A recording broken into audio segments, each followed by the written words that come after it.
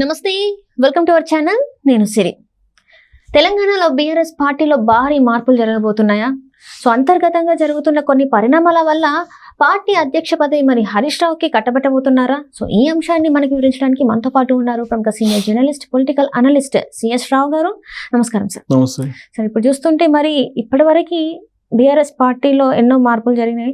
ఇప్పుడు రీసెంట్గా వస్తున్నది ఏంటంటే బీఆర్ఎస్ అధ్యక్ష అంటే ఏదైతే రాష్ట్ర అధ్యక్ష పదవి ఉందో దానికి హరీష్ రావు పేరు వినిపిస్తుంది. ఏదైతే కేటీఆర్ గారు ఉన్నారో ఇంకా ఆయన తీసేయాలి అని చెప్పేసి ఆ పార్టీ నేతలకు పోతున్నట్టు కూడా కొన్ని వార్తలు అయితే వస్తున్నాయి. మరి మార్చే అవకాశం ఉందంటారు? సో ఒకటేంటంటే మొదటి నుంచి కూడా బీఆర్ఎస్ పార్టీలో కేటీఆర్ మీద అసహనం ఉంది, చాలా మందికి ఉంది, అసంతృప్తి కూడా ఉంది. కానీ అది బయటికి చెప్పలేకపోయారు అనేది ఆ పార్టీలో తెలిసినటువంటి వాళ్ళు కొంతమంది నాకు చెప్పినటువంటి మాట. అక్కడ ఆ పార్టీలో ఉన్నటువంటి వాళ్ళు ఎందుకనంటే యారోగెన్సీ ఉంటుంది కేటీఆర్కి, కాబట్టి అతని వల్ల కాదు పార్టీని నడపడం అనేది అప్పట్లో వాళ్ళు చెప్పినటువంటి మాట. ఎందుకనంటే యాక్చువల్గా Harish Rao by Born leader అతను. తెలంగాణ ఉద్యమంలో బాగా పనిచేసినటువంటి లీడర్ ఎవరైనా ఉన్నారంటే హరీష్ రావు. కేటీఆర్, కవిత వీళ్ళందరూ అమెరికాలో చదువుకొని తర్వాత చివరి దశకి ఉద్యమం వచ్చినప్పుడు ఇచ్చారు, అంతే తప్ప ఉద్యమంలో వాళ్ళేమి పార్టిసిపేట్ చేయలేదు. ఇప్పుడు చివరి దశలో వచ్చారు. ఉద్యమానికి సంబంధించి వాళ్ళు చేసింది చాలా తక్కువ హరీష్ రావు తోటి పోల్చుకుంటే. Plus public acceptance, leaders acceptance Harish రావుకి ఎక్కువ ఉంది. కానీ అధికారంలోకి వచ్చిన తర్వాత 2014 నుంచి ఏం జరిగింది అని అంటే వారసుడిగా కేటీఆర్ని ప్రమోట్ చేయడానికి కేసీఆర్ చాలా ప్రయత్నాలు చేశారు. ప్రయత్నాలు చేసి హరీష్ రావుని సైడ్ పెట్టేసి కేటీఆర్ని హైలైట్ చేసేటువంటి ప్రయత్నం చేశారు. దాంట్లో భాగంగా అతనికి ఐటీ శాఖ ఇవ్వటం, పట్టణాభివృద్ధి శాఖ ఇవ్వటం, ఇవన్నీ కూడా చేశారు. సో దీంతో అతను ఒక హైలైట్ అయిపోయి అతనికి ఏదో 4 ఇంగ్లీష్ ముక్కలు వచ్చు కదా, అమెరికాలో చదువుకున్నాడు కదా. సో ఆ ఇంగ్లీష్ ముక్కలు మాట్లాడటంతో పాటు జనరల్గా కొంచెం స్పీకర్గా ఆయనకి జనరల్గా ఇంజనీరింగ్ చదివిన వాళ్ళకి ఖచ్చితంగా మాట్లాడేటువంటి అది ఇస్తారు, అలవాటు చేస్తారు. సో కాబట్టి అవన్నీ అలవాటు అయిన తర్వాత ఆయన ఇచ్చేటువంటి స్పీచ్కి కొంతమంది యూత్ అట్రాక్ట్ అయ్యారు, అది మాత్రం వాస్తవం. సో దాంతో ఇతనే కాబోయేటువంటి ముఖ్యమంత్రి, ఇతనే వారసుడు, కేసీఆర్ వారసుడు కేటీఆర్ అనేటువంటి దానికి ప్లాన్ చేశాడు కేసీఆర్. అది సక్సెస్ అయింది. ఎలా సక్సెస్ అయిందంటే క్యాబినెట్లో ఉండేటువంటి కొంతమంది మంత్రులు, శ్రీనివాస్ గౌడ్ లాంటి వాళ్ళు కానీ, లేదంటే తలసాని శ్రీనివాస్ యాదవ్ కానీ, ఇలాంటి వాళ్ళు ఏంటంటే పోటీ పడి కాబోయే సీఎం కేటీఆర్, కాబోయే సీఎం పోటీ కేటీఆర్, నెక్స్ట్ సంక్రాంతికి ఆయనేను, నెక్స్ట్ ఉగాదికి ఆయనేను, నెక్స్ట్ దీపావళి తర్వాత ఆయనేను, ఇలా చెప్పుకుంటూ వచ్చారు. అప్పట్లో అట్లా ఎలివేట్ చేశారు అతన్ని, కేటీఆర్ని. దాంతో హరీష్ రావు డౌన్ చేశారు, హరీష్ రావుని ఉద్దేశపూర్వకంగానే డౌన్ చేశారు. ఆ తర్వాత అసలు హరీష్ రావు కేసీఆర్ ప్రభుత్వాన్ని పడగొట్టబోతున్నాడు అనేటువంటి ఒక ఆరోపణ కూడా ఆయన మీద లేపి ఈటల రాజేందర్ని ఆయన్ని ఒక సమయంలో టార్గెట్ చేశారు. ఇవన్నీ జరిగినాయి పార్టీలో అంతర్గతంగా. జరిగినటువంటి క్రమంలో కేటీఆర్ తప్ప వారసుడిగా ఇంకొకరు లేరు అనేది చెప్తూ ఉంటారు. ఇది పార్టీలో ఇంకా ఎలివేట్ అయిపోయాడు. ఇంకా కేటీఆర్ అను leader, Harish Rao no more Harish Rao రాజకీయంగా అని చెప్పి టాక్ అప్పట్లో వినిపించింది.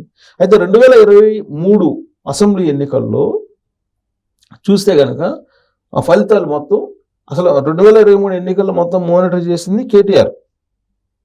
కేసీఆర్ ప్రసంగాలు వెళ్ళినప్పటికి కూడా మొత్తం మానిటర్ చేసింది అతనే. అతని కారణంగానే ఓడిపోయారు అనేది ఆ పార్టీలో అప్పటి నుంచి మొదలైంది. ఆ తర్వాత ఏం జరిగింది, లోక్సభ ఎన్నికలు వచ్చినాయి.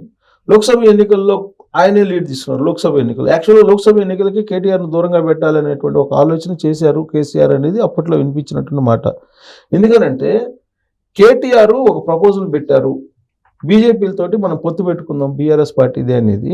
కేసీఆర్ దానికి తిరస్కరించారు అనేది. అప్పట్లో వాళ్ళిద్దరి మధ్య కొంత గ్యాప్ వచ్చింది అనేది. కేటీఆర్ ఏంటంటే బీజేపీతో పొత్తు పెట్టుకుని వెళ్దాము అనే ప్రపోజల్ పెట్టారు, దానికి బీజేపీ వాళ్ళు కూడా తిరస్కరించారని చెప్పి కూడా వినిపించింది అప్పట్లో. సో అలా అక్కడి నుంచి డ్యామేజ్ అవుతూ వచ్చింది పార్టీ. తర్వాత 2023 అసెంబ్లీ ఎన్నికల్లో ఓడిపోవడానికి, అధికారంలో రాకపోవడానికి కారణం కూడా కేటీఆర్ నోటి దురుస్తనము అనేది పార్టీలో బలంగా వినిపిస్తుంది ఇవాళకి కూడా. కారణం ఏంటంటే చంద్రబాబు నాయుడు అరెస్ట్ అయిన తర్వాత అతను చేసినటువంటి ట్వీట్ ఏంటి? బ్రో మంచి సినిమా చూపించావు బ్రో అని చెప్పి చేశాడు ఆయన. జగన్మోహన్ ఇది రెడ్డి చంద్రబాబు నాయుడు అరెస్ట్. నంద్యాల నుంచి రోడ్డు మార్గాన్ని తీసుకొచ్చి రాజమండ్రి సెంట్రల్ జైల్లో వేసినటువంటి ఆ మొత్తం ఎపిసోడ్ ని మంచి సినిమా చూపించావు బ్రో, అద్భుతమైనటువంటి సినిమా అని చెప్పి ఆయన ట్వీట్ చేశాడు. ఆ ట్వీట్ బీఆర్ఎస్ పార్టీ పతనానికి కారణమైంది. ఆ తర్వాత ఏం జరిగింది? చంద్రబాబు నాయుడు అరెస్ట్ని నిరసిస్తూ హైదరాబాద్లో ఉండేటువంటి వాళ్ళు నిరసనలు వ్యక్తం చేశారు. ఔటర్ రింగ్ రోడ్లో నిరసనలు వ్యక్తం చేస్తుంటే దాన్ని మీ రాష్ట్రంలో చేసుకొని పోండి, ఇక్కడ కాదని చెప్పి అన్నది. ఈ రాష్ట్రంలో చేయడానికి లేదు, అక్కడ చేసుకొని పోండి, ఈడ చేయడానికి లేదని చెప్పి నిషేధం విధించాడు. తర్వాత ఇక్కడ మీటింగులు పెట్టుకుంటే చంద్రబాబు నాయుడు సంబంధించినటువంటి సానుభూతి పరులు కానీ ఆయన అభిమానులు కానీ తెలుగుదేశం పార్టీ వాళ్ళు కానీ మీటింగులు పెట్టుకుంటే మీటింగుల్ని నిషేధించాడు. ఒకవేళ మీటింగులు పెట్టుకున్నా కానీ చంద్రబాబు నాయుడు ఇష్యూ మాట్లాడకూడదు అనేటువంటి కండిషన్లు పెట్టారు. ఇవన్నీ వెరసి బీఆర్ఎస్ పార్టీ ఓటమికి కారణమయ్యాయి. కాబట్టి ఆ రోజు నుంచి కేటీఆర్ వల్లే ఓడిపోయారు 2023 ఎన్నికల్లో. ఆయన నోటి దురుసు కారణంగా, ఆయన యారోగెన్సీ కారణంగా, ఆయన అహంకారం కారణంగా ఓడిపోయాం అనేది బీఆర్ఎస్ పార్టీ వర్గాల్లో బలంగా ఉంది. ఇప్పుడు లోక్సభ ఎన్నికలు అయిపోయిన తర్వాత లోక్సభ ఎన్నికల్లో ఆయన అసెంబ్లీ పరిధిలోనే తగ్గిన ఓట్లు, ఎక్కడ పర్ఫార్మెన్స్ లేదు, ఒక మెదక్ తప్ప. థర్డ్ ప్లేస్ లోకి వెళ్ళిపోయింది. 16% ఓట్ బ్యాంక్ వచ్చేసింది. ఓట్ బ్యాంక్ 16% పడిపోయింది.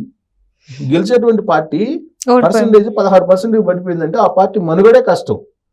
ఇలాంటి సిచ్యువేషన్ లో పార్టీ ప్రక్షాళన చేయాలి, పార్టీ మొత్తం సంస్థాగతంగా మార్పులు చేయాలి అనేటువంటి ఒక ఆలోచన ఇప్పుడు కేసీఆర్ చేస్తున్నారు. ఒకవైపు ఏమో తీహార్ జైల్లో ఉంది కవిత, ఇంకొక వైపు ఏమో విద్యుత్తు ఒప్పందాలు, కాళేశ్వరం, ఫోన్ ట్యాపింగ్ మేడ మీద వేలాడుతున్నాయి కల్వకుంట్ల ఫ్యామిలీకి. కేటీఆర్కి ఏమో ఫార్ములా రేస్ వేలాడుతుంది. ఫామ్ హౌస్ ఒకటి ఉంది కేసు. ఇవన్నీ కేసులు ఉన్నటువంటి క్రమంలో హరీష్ రావుకి పార్టీ బాధ్యతలు అప్పచెప్పి బీఆర్ఎస్ పార్టీ బాధ్యతలు హరీష్ రావుకి అప్పచెబితే బెటరు ఇప్పుడున్నటువంటి సంక్షోభంలో అనేటువంటి ఒక ఆలోచన బీఆర్ఎస్ పార్టీలో ప్రత్యేకించి కేసీఆర్ చేస్తున్నట్టు వినిపిస్తుంది. గౌరవాధ్యక్షుడిగా కేసీఆర్ ఉంటూ గౌరవాధ్యక్షుడిగా అధ్యక్ష బాధ్యతల్ని హరీష్ రావుకి అప్పచెప్పాలి, వర్కింగ్ ప్రెసిడెంట్ నుంచి కూడా కేటీఆర్ని తొలగించాలి అనేటువంటి ఒక అభిప్రాయానికి వచ్చినట్టు, ఆ మేరకు ప్రక్షాళన త్వరలో ఆ పార్టీలో ఉంటుంది అనేటువంటి ఒక టాక్ అయితే ఇప్పుడు పొలిటికల్ సర్కిల్స్ లో చాలా బలంగా వినిపిస్తుంది. హరీష్ రావుని అక్కడ ప్రతిపక్ష నేత కూడా చేసే అవకాశం ఉంది అసెంబ్లీలో. సో అసెంబ్లీలో ప్రతిపక్ష నేతగా కూడా ఆయన్నే చేసేసి ఈ మొత్తం బాధ్యతలు ఆయనకే అప్పు చెప్పాలి అనేటువంటిది. అప్పుడు ఆయన అందరికీ యాక్సెప్టబుల్ లీడర్ కాబట్టి పార్టీ మళ్ళీ పుంజుకుంటుంది అనేటువంటి ఒక ఆలోచన చేస్తున్నట్టు ఇప్పుడు బీఆర్ఎస్ పార్టీ వర్గాల్లోని చర్చ జరుగుతుంది అంతర్గతంగా. మరి అంతవరకు నిజం కేటీఆర్ దానికి ఒప్పుకుంటాడా? మధ్యలో మళ్ళీ సంతోష్ రావు ఉన్నాడు. సంతోష్ రావు మళ్ళీ ఏం చేస్తాడో తెలియదు. ఈ లోపల కేసులు మెడబడి ఉన్నాయి కాబట్టి అరెస్ట్ అయ్యి జైలుకి వెళ్తారా? ఇవన్నీ చూడాలి. లేదు ముందుగానే అరెస్ట్ అయ్యి ఎలాగో అరెస్ట్ అయ్యి జైలుకి వెళ్తాం కాబట్టి హరీష్ రావుకి పార్టీ బాధ్యతలు అప్పచెప్పాలనుకుంటున్నారా? ఇవన్నీ కూడా ప్రశ్నలే. వీటికి సమాధానం రావాలంటే కొన్ని రోజులు మనం వెయిట్ చేయాలి. Right sir, right. Thank you so much. Thank you.